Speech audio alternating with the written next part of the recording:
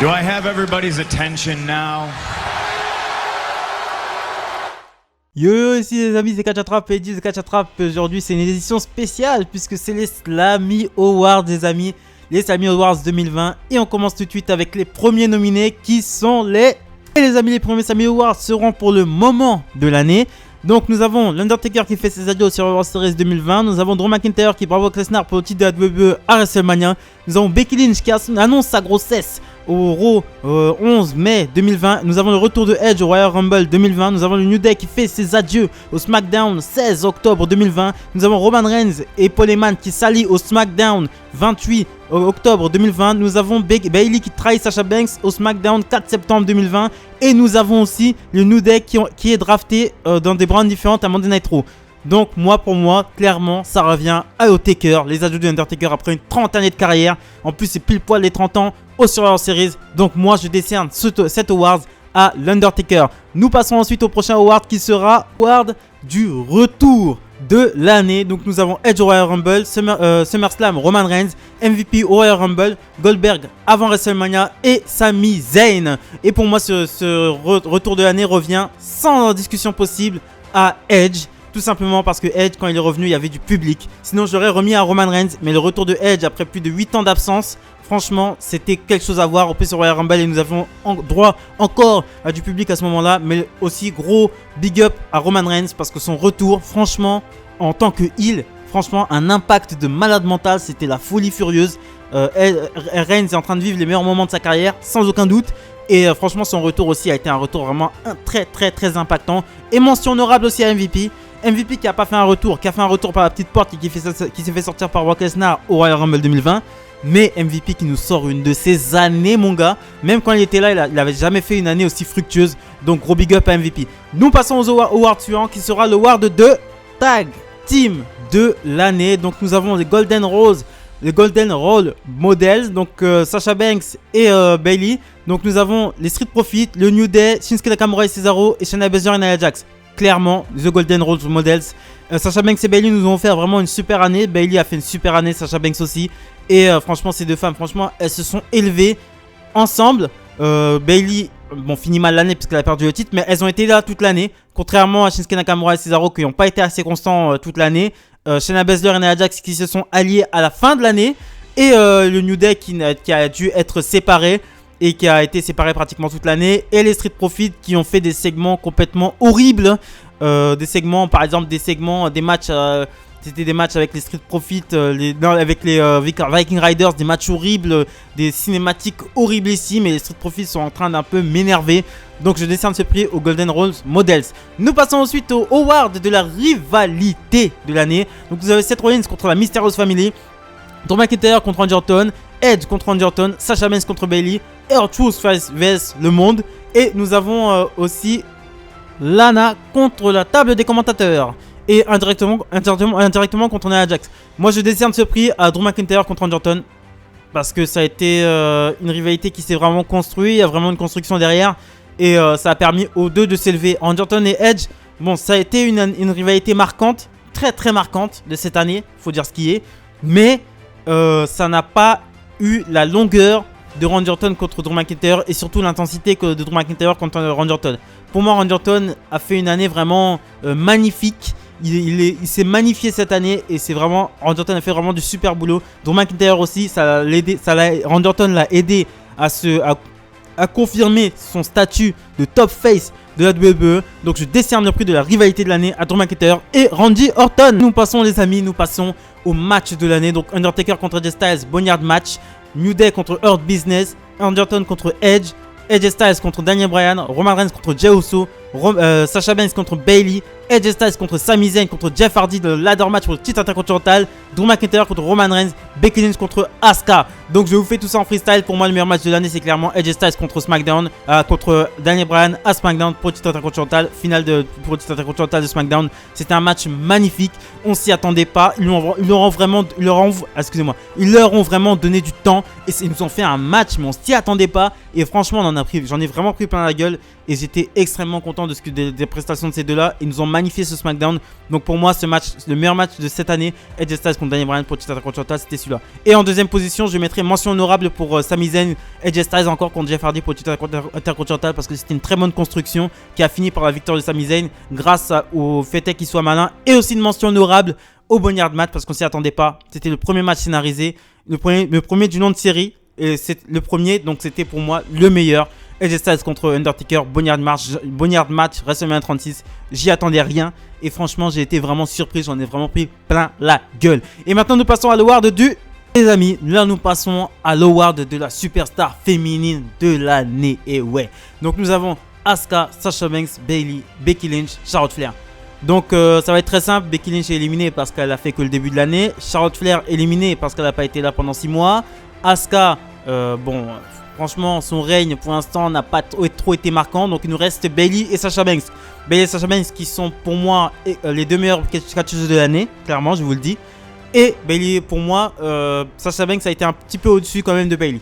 Voilà, Sasha Banks nous a vraiment magnifié cette année. Elle donne des bons matchs à tout le monde. Elle a fait un match contre Carmella à TLC qui était de très bonne facture. Elle a offert le meilleur match de Carmella de sa carrière. Et franchement c'était super. Je trouve que Sasha Banks, je l'ai redécouverte cette année, parce que à la base je n'aimais pas Sasha Banks. Et franchement cette année j'ai appris à l'aimer. Et Dieu seul sait que je suis quelqu'un d'assez dur. Je le sais. Mais Sasha Banks franchement je la confirme comme étant la catcheuse féminine de l'année. Et maintenant nous les amis, on passe à l'award que tout le monde veut savoir, l'award le plus important en gros, du catcheur, de la superstar de l'année. Et les amis, le moment fatidique, la superstar masculine de l'année. Donc nous avons Drew McIntyre, Roman Reigns, Randy Orton, Braun Strowman et le Fiend. Braun Strowman est éliminé directement parce qu'il n'était pas là en début d'année. Roman Reigns est éliminé directement parce qu'il n'était pas là en début d'année. Non, Roman Reigns est éliminé parce qu'il n'était pas là en début d'année. Et Braun Strowman est éliminé parce qu'il n'était pas là en fin d'année. Donc il nous reste Drew McIntyre, le Fiend et Randy Orton. Le Fiend, clairement, son année, franchement, qui se rappelle d'une feud du Fiend? À part contre Cena. Personne ne se rappelle du Fiend. Je me rappelle pas d'une feud du Fiend. Le Fiend a été lancé l'année dernière. Mais là, on n'en voit déjà plus rien. Ah, si, il a feudé contre Braun Strowman, excusez-moi. Il a feudé contre Braun Strowman en début d'année. Une feud, bon. Le match de marécage, mais c'était d'une horreur, pas possible. C'était vraiment nul. Le Fiend, il a vraiment fait de la merde cette année.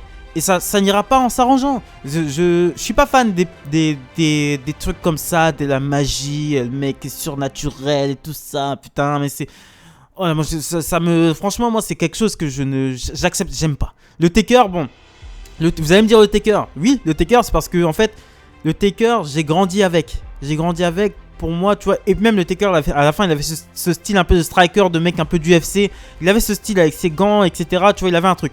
Le Fiend, il a absolument rien. Il n'a pas de style, il n'a pas de façon de catcher. Tout est pompé et repompé. Donc il a fait du Mankind, il a fait du Mick Foley avec les 3 personnalités. Il fait du Kane avec le Pyro. L'entrée c'est du Taker. Donc voilà, il n'y a aucune inventivité et le Fiend n'est absolument pas le catcheur de l'année. Donc il nous reste Drew McIntyre et Randy Orton.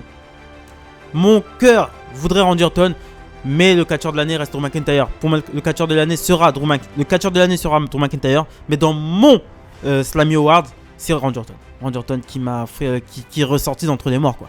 Le mec, ça fait 5 ans qu'il était dans les limbes. Il était inexistant. Ça fait 5 ans, Randy Orton, c'est mon catcheur préféré. Hein. Il était inexistant depuis au moins 5 ans. Et là, il est revenu, mon gars. Mais il m'a tout donné, quoi. Le mec, il a tout donné, quoi. Des promos de fou, des deliveries de fou, des rivalités de malade mental avec Edge. Il enchaîne ensuite il enchaîne pour le titre de la WWE avec Drew McIntyre, tout en feudant avec Shawn Michaels, Christian, Big Show. Et là il finit l'année avec le Fiend. Franchement, Randy Orton, là, ce qu'il nous a fait cette année, c'était vraiment de l'art. Ses promos, c'était parfait. Son in-ring était parfait. Il n'y a aucune fausse note quand Randy Orton catch. Il est toujours sur ses appuis, toujours sur ses positions, jamais de retard. C'est extrêmement rare que Randy Orton ait un retard. C'est un excellent catcheur, un excellent talker. Et c'est le meilleur catcheur de la WWE en ce moment en activité sans problème. Et franchement, c'était génial. Randy Orton, il m'a fait rêver toute l'année. Et c'est lui la superstar masculine de l'année. Voilà. Clairement, pour moi, c'est lui. Même s'il a eu que le titre de la WWE pendant une semaine, ça suffit. C'est bon. Pour moi, c'est lui. Il a même donné le meilleur match au Fiend. Et il est en train de donner là la meilleure rivalité du film depuis au moins 12 mois. Donc voilà, pour moi c'est Randy Orton le meilleur catcheur de l'année. Et voilà, c'est ce que je pensais des Sammy Awards. Il y avait d'autres catégories. Hein. Il y avait c'était quoi la révélation de l'année. Il y avait Dominique, je crois, Dominique Mysterio, Murphy, Bianca Belair et quelqu'un d'autre. Mais il n'y a pas de révélation pour moi cette année. Il n'y a aucune révélation. Il y en a zéro de révélation. Il n'y a personne qui s'est révélé cette année. De toute façon, personne ne pouvait se révéler. Avec l'année qu'on a passée, l'année extrêmement compliquée, c'est très compliqué de dire une révélation de l'année. Et Roman Reigns, parce qu'il faut en venir. Et je vais finir là-dessus. Roman Reigns ne peut pas être le catcheur de l'année tout simplement parce qu'il n'était pas là au début de l'année. Voilà. Et je comprends même pas qu'il soit dans le classement en fait. Je comprends même pas qu'il soit dans le classement parce qu'il n'a pas été là cette année. Il n'a pas été là. C'est pas parce que c'est Roman Reigns. C'est pas parce qu'il a fait un énorme heel turn en milieu d'année que Reigns doit être dans ce classement. C'est un classement qui récompense les catcheurs qui ont été là toute l'année. Et je suis désolé, franchement, il y a des catcheurs qui ont été là toute l'année et ça a été compliqué, quoi. Donc autant les récompenser, quoi. Pas toujours Reigns, quoi. Le mec, il est arrivé à la fin de l'année. Arrêtez, les gars. Il est arrivé à la fin de l'année. Vous le mettez dans le Superstar de l'année. Ça n'a aucun sens. Et de plus, Reigns, il y a un emballage derrière. T'as Paul Heyman. T'as un booking qui l'aide. Hein. Son booking, je suis désolé, mais c'est un booking. Il est vraiment aidé, Reigns. Hein. Il est vraiment aidé. Hein. Là, c'est vraiment un emballage format WWE, bien poli, bien. Gros, moi, tu me la fais pas. Je suis un ancien, frère. Moi, je sais, je vois quelqu'un qui a du talent. Reigns est bon, c'est un bon catcheur, mais c'est un catcheur lambda. Faut arrêter de dire, ouais, non, machin. Un mec comme Daniel Bryan, il a du talent. Un mec comme CM Punk, ils ont le facteur X. Ils ont quelque chose de spécial qu'ils ont en fait. Reigns, il n'a pas ce facteur-là. Donc, il doit être poussé par la WWE. Il faut que vous compreniez ça. Il ne faut pas toujours... Reigns, c'est trop bien ce qu'il fait. Oh, putain, tout le monde se pignole. Non, c'est bien ce qu'il fait. Mais il faut prendre... Il y a 50% de Reigns dans son boulot, dans son truc. 50% de Reigns, 50% de WWE, quoi. C'est pas Reigns à 100% qui fait ça, en fait. C'est un produit WWE. J'aime beaucoup Roman Reigns. Hein. Je trouve que il fait du très bon boulot. Ses deliveries de ses promos sont bonnes. Mais j'ai toujours ce problème avec... Reigns a besoin d'être entouré pour susciter un intérêt, en fait. Voilà. Déjà, il a son physique qui l'aide beaucoup. Il est très beau. Il a son héritage aussi. Son père, Afa, je crois, ou Sika, je me rappelle plus. Et voilà, il a tout, en fait. Tu vois ce que je veux dire? Randy Orton, il a tout. C'est vrai. Mais Randy Orton, c'est quelqu'un qui... Il fait toujours la même chose, Randy Orton, quand tu regardes. Hein. Le psychopathe, ou sinon le mec prétentieux qui dit qu'il est le meilleur catcheur. Mais il le fait d'une telle manière, il est tellement bon, tellement charismatique. Cette année, qu'est-ce qu'on lui a donné? On lui a donné Edge. Excusez-moi, Edge, il n'était pas été là pendant 8 ans. C'est pas... tu vois ce que je veux dire? Pour remettre Edge sur la carte, c'est lui qui a meilleur Edge on the map. Hein. Donc on lui a donné vraiment Edge, on lui a donné Drew McIntyre, on lui donne le Fiend. Le Fiend, c'est ce qu'il y a de pire, hein. C'est ce qu'il y a de pire. On lui donne le Fiend alors que le mec arrive à faire une rivalité avec quelque chose, arrive à faire quelque chose de consistant avec le Fiend. Voilà, c'est ça avoir du talent, c'est pouvoir mettre quelqu'un over. Voilà. Là, Jey Uso, vous allez me dire, Roman Reigns a mis Jey Uso over. Non, Jey Uso s'est mis over seul. Là, c'est le booking qui a mis over Jey Uso. Et Jey Uso aussi, c'est bien joué. Jey Uso joue très bien le mec énervant. Jey Uso a un très bon travail d'acting. Ça, c'est une vérité. Il joue très bien, Jey Uso. Voilà. Jey Uso, c'est fait avec le booking et seul par rapport à Reigns. Donc, il faut arrêter cette branlette générale par rapport à Roman Reigns. C'est du bon travail. Mais il y a un emballage derrière qui est fou, quoi. Donc, faut arrêter de se branler sur Roman Reigns, quoi. Voilà, c'est ce que je pensais du Sammy Awards 2020. C'était mon coup de gueule aussi sur Roman Reigns. Calmons-nous parce que tout simplement parce que je pourrais en faire une vidéo complète. Hein. Reigns, il va tourner face. Hein. Il va tourner face, les gars. Vous le dites. De toute façon, là, le heel turn, là, c'est pour le remettre face. Hein. Vince McMahon n'acceptera jamais que Reigns reste heel. Hein. Il va tourner face. Aux alentours, par WrestleMania. Je pense qu'il va rester encore peut-être un an, une bonne année en tant que heel. Il reviendra en tant que face bientôt. Ne vous inquiétez pas. On aura du Roman Reigns face. Voilà, c'est ce que je pensais des Sammy Awards 2020. Likez, commentez, partagez. Et on va au devant. Les amis. des 150 abonnés avant la fin de l'année. Donc abonnez-vous, likez, commentez, partagez. Très important pour le développement de la chaîne. N'oubliez pas d'activer la petite cloche de notification pour être au courant de toutes les news que je sors. Salut les amis.